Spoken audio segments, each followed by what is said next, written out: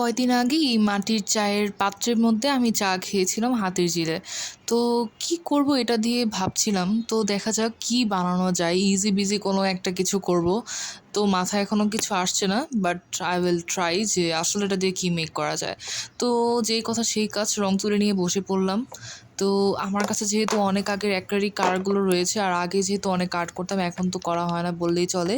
তো চুজও করছিলাম যে কোন কালারটা দিয়ে করব।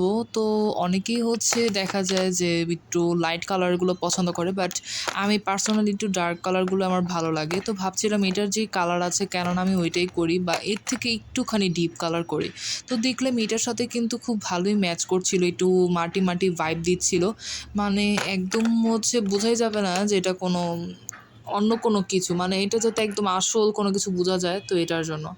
তো তারপর আমি এটাকে বার্নিশ করার জন্য বসে পড়বো। তো প্রথমে আগে একটু রংটা করে নিলাম। আর অ্যাক্রিলিক কালার করলে কিন্তু জিনিসটা অনেক স্থায়ী হয়, আর রংটাও সবসময়ের মতো ভালো থাকে, মানে সহজে নষ্ট হয় না। আর যেহেতু আমি এটাতে পানিও তেমন একটা ইউজ করব না, সো এটার তো কোনো ভয়ই নেই।